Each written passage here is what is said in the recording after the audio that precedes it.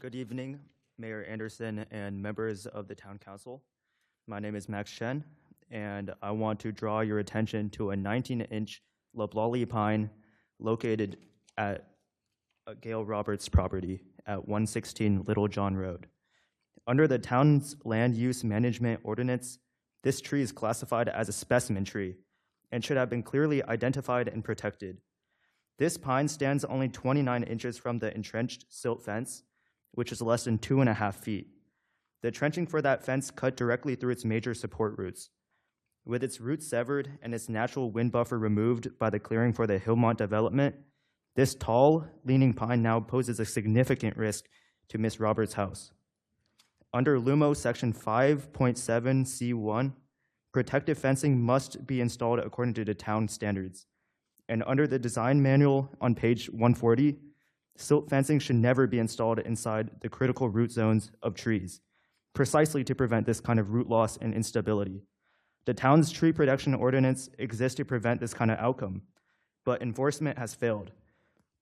Since this development began, multiple large trees have already fallen onto structures and yards along Little John Road, damaging property. Each failure traces back to the same root causes: roots cut too close, buffers cleared away, and ordinances ignored. This 19-inch loblolly pine is another clear example of that pattern. A preventable has become a safety threat. I ask the town council to act decisively to make sure that tree protection laws are enforced, not just written. Thank you.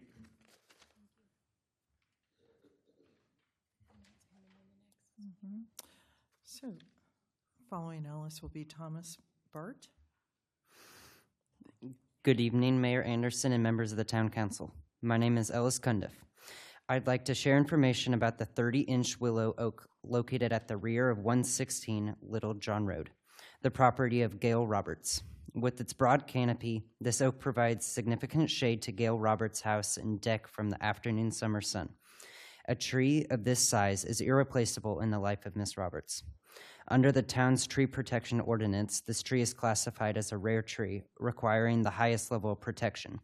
Yet the silt fencing for the Hillmont development was entrenched only 12.5 feet from its base, less than half the required distance.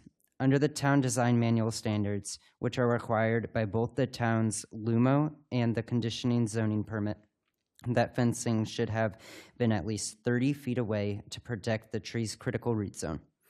The placement of the silt fencing on this uphill boundary not only violates town ordinance, it also serves no practical erosion control function because Miss Roberts' property lies upslope from the cleared area. The trenching offered no silt benefit, but it did cause irreversible damage to the tree's critical root zone. When the town fails to enforce its own standards, the cost is borne by its residents. I urge the council to ensure that enforcement of its own ordinances, particularly when, as in this case, the violations are entirely pointless and yet highly destructive. Thank you. Thank you. Thank you. Following Thomas, Theodore Hess. Good evening, Mayor Anderson and members of the Town Council. My name is Thomas Bart. I want to share what has happened behind 114 Little John Road, the home of Felicia Chang and Jeff Brown.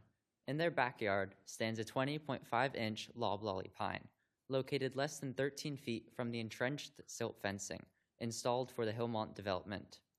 Under Chapel Hill's tree protection ordinance, this pine is a specimen tree, which means the silt fencing should have been installed at least 20.5 feet away to protect its critical root zone. This violation is not just technical, it's consequential, because trees like this were allowed to be encroached upon in breach of town ordinances. Many adjacent trees were allowed to be removed, resulting in the loss of a critical wind buffer that sheltered the trees along the property boundary. This has had real consequences. In June, a specimen elm broke and fell into Felicia's and Jeff's house, causing property damage. Just weeks later, another large elm bowed over onto the roof, and a massive white oak crashed through their fence, covering the backyard. These weren't old, dying trees. They were healthy, established, and part of the town's protected canopy, and valued by these residents. The town's tree protection ordinance isn't symbolic. It was written to prevent exactly this kind of cascading damage. To quote the words of the LUMO itself, its provisions are the basic and minimum requirements for the protection of public health, safety, and welfare. When its violations are persistently ignored, it isn't just trees that are lost, it's safety, property, and trust. I urge the Council to acknowledge the town's failure in these matters. When violations that are so clear, measurable, and consequential are ignored, how can we entrust the town to do anything? Thank you. Following Theodore, our final speaker, Walter Nugent. Good evening, Mayor Anderson and members of the Town Council. My name is Theodore Hess. I'd like to report what happened at 13 Little John Road, the home of Jennifer Layton. In her backyard stood a 25-inch DBH white oak, located only 6 feet from the entrenched silt fence installed for the Hillmont development.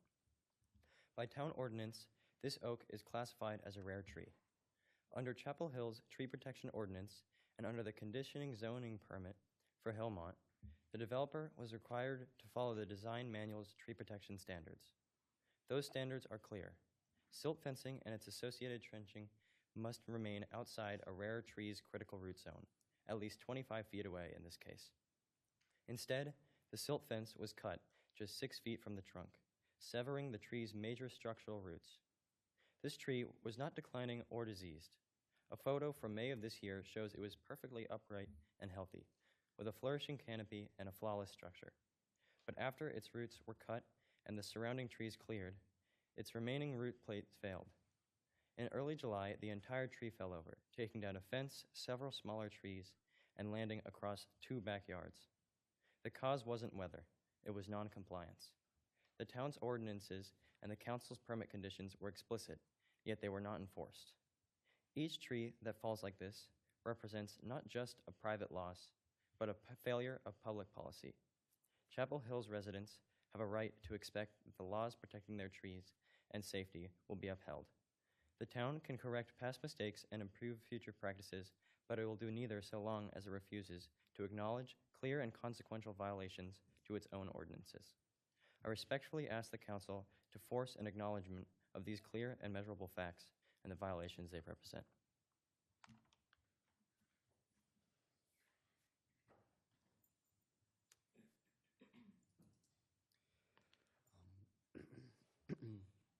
Good evening, Mayor Anderson and members of the Town Council. My name is Walter Nugent.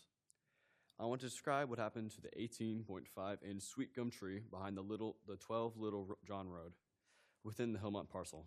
This specimen tree should have been protected by keeping the silt fence at least 18.5 feet away. Instead, it was trenched directly at the base, cutting through its roots. In April, the tree fell, its upturned roots clearly showing mechanical cuts. It crashed onto a shed behind 13 Little John Road, damaging Jennifer Layton's property. 7 months later, the wreckage remained. Town staff was notified in April, yet no acknowledgement or corrective action was followed. Since then, more trees have been fallen, each have a foreseeable result of the same violations. Across these 6 cases, rare and specimen trees were neither identified nor protected as required by the LUMO and Hillmont permit. These are not isolated errors, they reflect a pattern of neglect.